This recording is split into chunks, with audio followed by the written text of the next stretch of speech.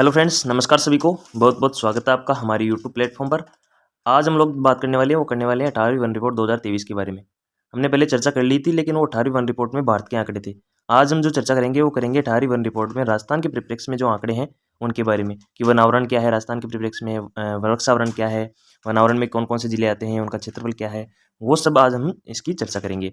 सबसे पहले तो मैं आपको इसके 18वीं वन रिपोर्ट के बारे में थोड़ी जानकारी दे देता हूँ। ये जानकारी हमने पहले भी देख चुकी है, पिछले जो हमने भारत वन रिपोर्ट पढ़ी थी उसमें मैंने दे दी थी, लेकिन एक बार फिर से मैं आपको बता देता हूँ ताकि आपको एकदम माइंड में सेट हो जाए बातें कि यहाँ से ये वन रिपोर्ट जारी होती है, ये जारी करते हैं और राजस्थान के आंकड़े ये हैं। तो आप देख लीजिएगा। 18वीं वन रिपोर्ट दोस्तों जारी हुई 21 दिसंबर 2024 को। जारीकर्ता कौन था? तो जारीकर्ता है पर्यावरण, वन एवं जलवायु परिवर्तन मंत्रालय। ये दोस्तों इसको जारी करता है। इसके मंत्री हैं भूपेंद्र यादव जी।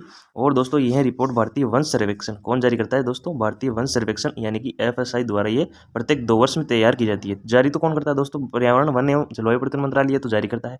और दोस्तों भारतीय वन सर्वेक्षण प्रत्येक 2 वर्ष में ये रिपोर्ट तैयार करता है। ठीक है, अब हम थोड़ी सी चर्चा कर लेते हैं भारतीय वन सर्वेक्षण की कि ये FSI क्या है। तो दोस्तों FSI की स्थापना तो हुई दोस्तों 1981 में। मुख्यालय इसका देहरादून उत्तराखंड में है। कार्य क्या करता है? तो ये देश के वन संसाधनों का मूल्यांकन निगरानी के लिए ये उत्तरदायी है। और दोस्तों ये प्रत्येक 2 वर्ष में वन रिपोर्ट तैयार करता है। प्रत्येक 2 वर्ष में दोस्तों आपकी वन रिपोर्ट तैयार होती है। और ये तैयार कौन करता है? भारतीय वन सर्वेक्षण तैयार करता है। FSI ने दोस्तों पहली वन रिपोर्ट आपकी तैयार की 1987 में। ये दोस्तों पहली वन रिपोर्ट तैयार की और बाद में हर 2 वर्ष के अंतराल पर ये रिपोर्ट आती गई। ठीक है, अब दोस्तों हम बात कर लेते हैं 18वीं वन रिपोर्ट में राजस्थान के आंकड़े कौन कौन से हैं, यानी कि राजस्थान के परिप्रेक्ष्य में राजस्थान की वो जो वन रिपोर्ट है उसके आंकड़े क्या क्या हैं। सबसे पहले तो बात करते हैं दोस्तों वनावरण की, यानी कि वन क्षेत्र क्या होता है। सबसे पहले तो इसकी परिभाषा जान लेते हैं ताकि आपको ये कंफ्यूज ना हो कि वनावरण होता क्या है। तो सबसे पहले तो इसकी परिभाषा देखते हैं। वह भूमि जिसका क्षेत्रफल तो 1 हेक्टेयर से अधिक हो और दोस्तों इसमें वन घनत्व 10% से अधिक हो, तो ये दोस्तों ये क्षेत्र वनावरण कहलाता है, जिसमें वन घनत्व 10% से अधिक हो और जिसका क्षेत्रफल हो वो 1 हेक्टेयर से अधिक हो। ये वनावरण वाला क्षेत्र होता है। इसमें जो राजस्थान में हमारा क्षेत्र है वो क्षेत्र कितना है? 16,548.21 वर्ग किलोमीटर हमारे राजस्थान का वनावरण वाला क्षेत्र है। प्रतिशत में ये दोस्तों 4.84% होता है। और दोस्तों वनावरण में पिछले वर्ष की तुलना में कमी दर्ज की गई है। ये आपको याद रखनी है कि पिछले वर्ष की तुलना में वनावरण में क्या है? कमी दर्ज की है। कितनी कमी दर्ज की है? 83.80 वर्ग किलोमीटर की इसमें कमी दर्ज की है। ये आपको आंकड़े याद ना हो तो कोई बात नहीं, ये आपको याद रखना है कि कमी दर्ज की गई है, ये तो याद रखना जरूरी है। ठीक है, आगे बढ़ते हैं।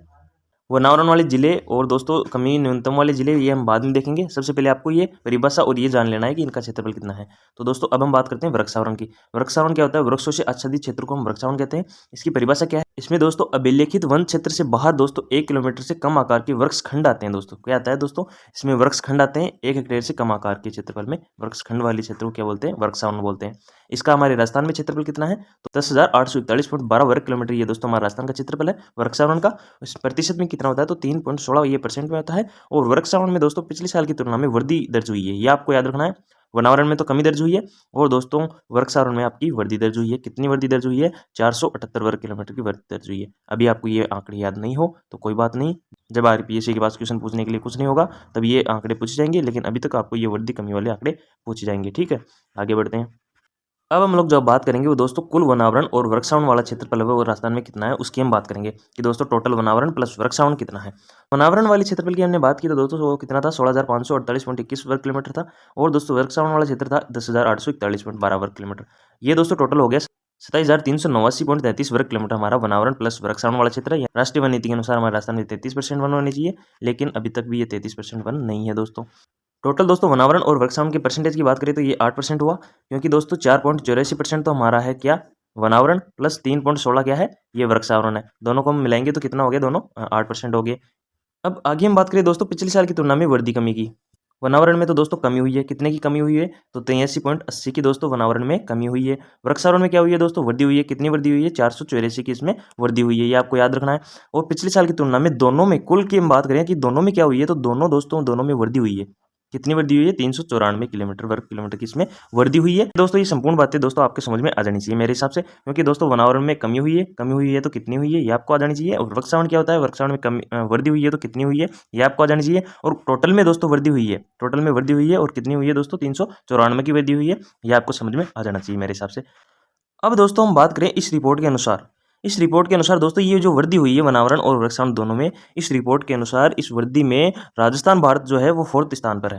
राजस्थान भारत में आपके 4th स्थान पर है वनावरण और वृक्षावरण की वृद्धि में। और तो पहले स्थान पर कौन है? तो छत्तीसगढ़ आपका पहले स्थान पर है, ये आपको याद रखना है। इस रिपोर्ट के अनुसार राजस्थान हमारे चौथे स्थान पर है, ये आपको याद रखना है। ठीक है, उम्मीद करता हूँ यहाँ तक आपकी बातें समझ में आ गई होगी। आगे बढ़ते हैं। अब दोस्तों हम राजस्थान के परिप्रेक्ष्य में झाड़ी वनों की बात करते हैं कि झाड़ी वन होते क्या है और इनका परसेंटेज कितना है हमारे राजस्थान में। तो दोस्तों सबसे पहले तो हम झाड़ी वनों की बात करते हैं कि ये होते क्या है। तो ये होते हैं दोस्तों 10% से कम कैनोपी डेंसिटी वाले क्षेत्र। कैनोपी डेंसिटी दोस्तों आपके लिए नया वर्ड है, तो इसकी हम चर्चा कर लेते हैं। ये क्या होता क्या है। तो कैनोपी डेंसिटी होता है दोस्तों की पेड़ों की शाखाओं और पत्तों के आवरण की भूमि का जो परसेंटेज है वो आपका कैनोपी डेंसिटी कहलाता है। तो यानी कि 10% से कम कैनोपी डेंसिटी जिसकी है वो झाड़ी वन है। इसका परसेंटेज हमारे राजस्थान में कितना है, 1.60% हमारे राजस्थान में झाड़ी वनों का है। और दोस्तों ये झाड़ी वन सर्वाधिक कहाँ पाए जाते हैं, तो ये झाड़ी वन सर्वाधिक तो पाए जाते हैं पाली में और न्यूनतम पाए जाते हैं आपके हनुमानगढ़ में। ये झाड़ी वनों के बारे में आपको डाटा याद रखना है, कभी कभार ये यहाँ से भी क्वेश्चन पूछ लिया जाता है। ठीक है, अब हम लोग बात करते हैं दोस्तों घनत्व के आधार पर वनों का वर्गीकरण के बारे में। ये घनत्व का वर्गीकरण, ये जो आधार है ये दोस्तों किसके अनुसार निकालते हैं, तो ये दोस्तों वनावरण वाला जो क्षेत्रफल है कितना 16,548.21 किलोमीटर जो आपका एरिया है, जो परसेंटेज में कितना है 4.84% में आपका वनावरण वाला क्षेत्र है। ये जो क्षेत्रफल है उसको दोस्तों ये 4-5 भागों में बांटा गया है, यानी कि ये आधार मानकर इस क्षेत्रफल को 3 भागों में बांटा गया है। ये आपको याद रखना है, यानी कि घनत्व का आधार मानकर दोस्तों आपका जो वनावरण वाला क्षेत्रफल है उसको 3 भागों में बांटा गया है। कौन कौन सी पार्ट है वो हम देख लेते हैं। सबसे पहले जो घनत्व के आधार पर इसका पार्ट क्या है वो क्या है, अत्यधिक सघन वन वाला एरिया। सबसे पहला जो पार्ट है वो अत्यधिक सघन वन वाला एरिया है। इसमें दोस्तों कौन से वन आते हैं, तो वह क्षेत्र आता है जहां कैनोपी डेंसिटी 70% या इससे अधिक हो। कैनोपी डेंसिटी आपको पता लगी गई, शाखाओं और पत्तियों वाला एरिया। तो कैनोपी डेंसिटी जिसकी 70% से अधिक हो वो एरिया अत्यधिक सघन वन में आता है। और वो एरिया कितना है हमारे राजस्थान में, तो वो एरिया है 283.20 वर्ग किलोमीटर एरिया है अत्यधिक सघन वन वाला। ठीक है, कुल क्षेत्र का प्रतिशत यानी कि ये जो क्षेत्र है ये कितना परसेंट पर फैला हुआ है हमारे राजस्थान में, तो हमारे राजस्थान में ये 0.07% पर फैला हुआ है ये क्षेत्र। और कुल वनों का परसेंट यानी कि ये वन है ना अत्यधिक सघन वन, ये पूरे भारत में कितने परसेंट पर है, तो 1.37% पर ये टोटल वनों का परसेंट हो गया। और सर्वाधिक कहाँ पाए जाते हैं हमारे राजस्थान में, सर्वाधिक अलवर और उदयपुर। एक नंबर पे अलवर है, दूसरे नंबर पर उदयपुर है, ये सर्वाधिक पाए जाते हैं। अब हम बात करते हैं दूसरे नंबर की। 2 नंबर पे हमारे हैं मध्यम सघन वन। मध्यम सघन वन बोलते किसे हैं, जहां पर दोस्तों कैनोपी डेंसिटी 40 से 70% के मध्य हो, यानी कि आपकी कैनोपी डेंसिटी होनी चाहिए 40 से 70 के मध्य, वो आपके मध्यम सघन वन है। और इनका क्षेत्रफल कितना है हमारे राजस्थान में, तो 4237.41 वर्ग किलोमीटर दोस्तों हमारे राजस्थान में इनका क्षेत्रफल है। और ये क्षेत्रफल कितने परसेंट पर है, तो 1.24% पर ये हमारे राजस्थान का क्षेत्रफल घेरे हुए हैं। और दोस्तों कुल ये जो वन है भारत में ये 25.60% भाग पर है। सर्वाधिक कहाँ पाए जाते हैं, तो उदयपुर और प्रतापगढ़ में ये सर्वाधिक पाए जाते हैं। एक नंबर पे उदयपुर है, दूसरे नंबर पर ये प्रतापगढ़ है। समझ में आ गया होगा। 3 नंबर की बात करते हैं। 3 नंबर पे हमारे जो वन आते हैं वो आते हैं खुले वन, जहाँ दोस्तों कैनोपी डेंसिटी आपकी 10 से 40% के मध्य होती है, यानी कि 10 से जो 40% के मध्य वाले वन है वो है खुले वन। इनका क्षेत्रफल हमारे राजस्थान में है 12,087 वर्ग किलोमीटर। और दोस्तों इनका क्षेत्रफल प्रतिशत हो गया क्षेत्र का 3.53%। और दोस्तों ये कुल कितने भाग पर पाए जाते हैं, 3.04 भाग पर ये पाए जाते हैं। और हमारे राजस्थान में सर्वाधिक कहाँ पाए जाते हैं, तो उदयपुर और बारां में ये सर्वाधिक पाए जाते हैं। एक नंबर पे आपका उदयपुर है। तो ये उम्मीद करता हूँ घनत्व के आधार पर आपको ये 3 पार्ट समझ में आ गए होंगे। किस आधार पर है ये दोस्तों, घनत्व के आधार पर है। एरिया कौन सा है, तो वनावरण वाला एरिया का ये पार्ट है 3। ठीक है, आपको समझ में आ गया होगा। आगे बढ़ते हैं। आगे हम लोग दोस्तों कुछ आंकड़ों की बात कर लेते हैं कि सर्वाधिक और न्यूनतम वनावरण वाले जिले कौन से हैं। इधर तो दोस्तों आपको सर्वाधिक वनावरण वाले जिले हैं और इधर आपके न्यूनतम वनावरण वाले जिले हैं।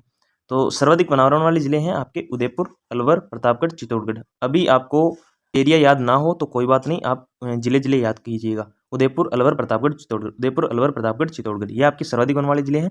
न्यूनतम वनावरण वाले जिले हैं दोस्तों चूरू, हनुमानगढ़, जोधपुर, श्रीगंगानगर। चूरू, हनुमानगढ़, जोधपुर, श्रीगंगानगर।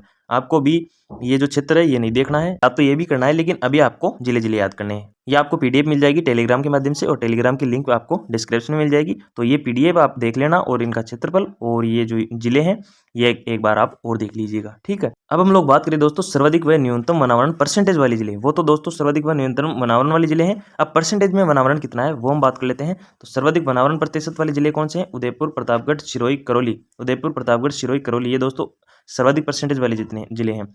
उदयपुर में दोस्तों 23.69% पर वनावरण पाया जाता है। प्रतापगढ़ में दोस्तों 22.48% है। सिरोही में दोस्तों 17.50 है। और करौली में आपके 15.18 है। न्यूनतम वनावरण प्रतिशत वाले जिले कौन कौन से हैं, तो चूरू, जोधपुर, बीकानेर, जैसलमेर, ये दोस्तों आपके न्यूनतम वनावरण परसेंटेज वाले जिले हैं। चूरू में दोस्तों आपका 0.45% वन पाए जाते हैं। और दोस्तों जोधपुर में आपका वनावरण पाया जाता है 0.49%। बीकानेर में 0.86% पाया जाता है। और दोस्तों जैसलमेर में 0.88% आपके वनावरण पाया जाता है। ये आपको याद रखने हैं। या तो आप इनकी स्क्रीनशॉट ले लीजिएगा या फिर आपको पीडीएफ टेलीग्राम के माध्यम से मिल जाएगी। और टेलीग्राम का लिंक आपको पता ही है कहाँ मिलेगा, डिस्क्रिप्शन में मिलेगा। ठीक है, इससे पहले वाली स्लाइड में एक बात और आपको मैं बता देता हूँ ये जो आपका सर्वाधिक और न्यूनतम वनावरण वाले जिले हैं, इनमें दोस्तों आपको याद तो रखना है जिले, ठीक है। जिले तो आपको याद रखना ही है, लेकिन एक क्वेश्चन और पुटअप हो सकता है कि दोस्तों 1000 वर्ग किलोमीटर से अधिक वाले जिले कौन से हैं। ये कभी कभार क्वेश्चन पूछ ले तो उदयपुर और अलवर आपके 1000 से ऊपर है, ठीक है। और इनमें हम बात करें तो 100 वर्ग किलोमीटर से न्यूनतम कितने हैं, तो 100 वर्ग किलोमीटर से कम कौन से जिले हैं, चूरू और हनुमानगढ़ आपके 100 वर्ग किलोमीटर से कम है। तो ये 2 फैक्ट आपको याद रखना है इस स्लाइड से, ठीक है। आगे बढ़ते हैं। अब हम लोग बात कर लेते हैं आपकी वन क्षेत्र में वृद्धि एवं कमी वाले जिलों की, कि वन क्षेत्र में कहाँ पर वृद्धि हुई है, कहाँ पर कमी हुई है। जिलों को हम याद कर लेते हैं। चार जो वन क्षेत्रफल है उसमें वृद्धि वाले जिले कौन कौन से हैं, तो सीकर, बाड़मेर, अलवर, उदयपुर। ये दोस्तों सर्वाधिक वन क्षेत्र वाले जिले हैं, यानी कि इनमें वृद्धि हुई है। सर्वाधिक जो वृद्धि हुई है वो सीकर में हुई है दोस्तों 19.24 वर्ग किलोमीटर की, 19 वर्ग किलोमीटर की। और दोस्तों अलवर में 16.39 वर्ग किलोमीटर की। उदयपुर में दोस्तों 12.46 वर्ग किलोमीटर की। ये दोस्तों आपकी वृद्धि हुई है। सर्वाधिक वृद्धि कहाँ हुई है, सीकर में हुई है। न्यूनतम वृद्धि की हम बात करें दोस्तों, वृद्धि कमी किस में हुई है, यानी कि वनों में सर्वाधिक कमी किस में हुई है, तो 12 में दोस्तों सर्वाधिक कमी हुई है। और दोस्तों प्रतापगढ़, अजमेर, बीकानेर ये बढ़ता हुआ क्रम है, यानी कि 12 में सबसे कम, फिर प्रतापगढ़, फिर अजमेर, फिर बीकानेर। 12 में कितना हुआ है, तो 33.29 वर्ग किलोमीटर की दोस्तों आपकी कमी हुई है, यानी कि सर्वाधिक कमी किसमें हुई है, तो 12 में हुई है दोस्तों। ये आपको याद रखना है, बहुत इंपॉर्टेंट फैक्ट है दोस्तों। ये जो 3 स्लाइड आई है आपकी सर्वाधिक वनावरण वाली, न्यूनतम वनावरण वाली और दोस्तों प्रतिशत वाली, यानी कि सर्वाधिक प्रतिशत किसमें है, वन क्षेत्रफल में वृद्धि कमी वाली। ये दोस्तों 3 स्लाइड है, ये आपको याद रखनी है, बहुत इंपॉर्टेंट है। एग्जाम में यहीं से क्वेश्चन पुट अप होते हैं। अब दोस्तों हम लोग बात कर लेते हैं प्रशासनिक आधार पर वनों का वर्गीकरण, कि प्रशासनिक आधार पर वनों को कितने पार्टों में डिवाइड किया गया है, ये हम लोग चर्चा कर लेते हैं। तो प्रशासनिक आधार पर आपके 3 पार्ट है। सबसे पहले तो आरक्षित वन, दूसरा रक्षित या सुरक्षित वन, तीसरा अवर्गीकृत वन, ठीक है। ये 3 पार्ट आपको प्रशासनिक आधार पर देखने को मिलेंगे। आरक्षित वन किसे कहते हैं, तो आरक्षित वन इनमें दोस्तों पूर्ण रूप से सरकारी नियंत्रण में होते हैं, एक बात तो ये। और दोस्तों इसका पूर्ण प्रतिबंध होते हैं, यानी कि ये इनमें दोस्तों आपको लकड़ी काटना, पशुपालन करना ये सख्त मना है, यानी कि आपको जाने भी नहीं देंगे यहाँ पर, ठीक है। क्षेत्रफल कितना है इनका, तो 12,176 वर्ग किलोमीटर में ये फैले हुए हैं। प्रतिशत में इसका 37.04% हो गया। और सर्वाधिक कहाँ पर है, ये उदयपुर में सर्वाधिक है। यानी कि आपको पूछे कि आरक्षित वन सर्वाधिक कहाँ पर है, तो ये उदयपुर में है। अब हम लोग बात कर लेते हैं रक्षित या सुरक्षित वनों की। इनमें दोस्तों लकड़ी काटना, पशुचारण के लिए विभाग की अनुमति लेनी आवश्यक है। यानी कि आपको पशुचारण और लकड़ी काटने तो देंगे, लेकिन इनमें विभाग की अनुमति आपको लेनी है।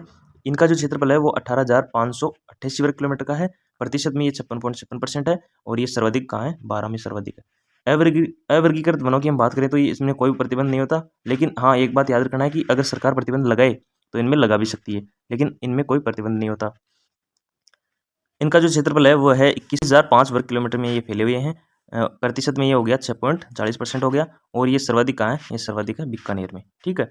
ये प्रशासनिक आधार पर आपको वर्गीकरण याद रखना है। इनकी कभी कभार परिभाषाओं से क्वेश्चन आता है कि पूर्ण प्रतिबंध किस विभाग की अनुमति किन में लेनी पड़ती है, तो इस प्रकार आप याद रखिएगा। आरक्षित में तो दोस्तों पूर्ण प्रतिबंध है, यानी कि सरकार आपको जाने नहीं देगी वहाँ तो। लेकिन रक्षित या सुरक्षित वनों में दोस्तों आपको विभाग की अनुमति लेके पशुचारण व लकड़ी आप काट सकते हैं। अवर्गीकृत में आपको कोई प्रतिबंध नहीं है, आप जा सकते हैं, आ सकते हैं, पशुपालन भी कर सकते हैं, लकड़ी भी काट सकते हैं। लेकिन इनमें अगर सरकार प्रतिबंध लगाए तो लगा भी सकती है, ये आपको याद रखना है, ठीक है। उम्मीद करता हूँ दोस्तों ये सारी वन रिपोर्ट आपके समझ में आ गई होगी। और आ गई हो तो इससे पहले वाली जो भारत वन रिपोर्ट है उस वीडियो को भी आप देख लीजिएगा। कि दोस्तों जो PDF है ये आपको टेलीग्राम में मिल जाएगी, ठीक है। टेलीग्राम की लिंक मैं आपको नीचे डिस्क्रिप्शन में डाल दूंगा। और दोस्तों ये वीडियो अपने दोस्तों के पास भी शेयर कीजिएगा, ताकि उनको भी पता चले इस रिपोर्ट का, ठीक है। और आपको ये आंकड़े याद कर लेने हैं, बहुत ही अच्छे अच्छे आंकड़े हैं। करंट का मुद्दा है तो इसलिए क्वेश्चन भी आने स्वाभाविक है। अगले एग्जामों में क्वेश्चन आएंगे तो आप इनको याद कीजिएगा। धन्यवाद। जय हिंद, जय भारत।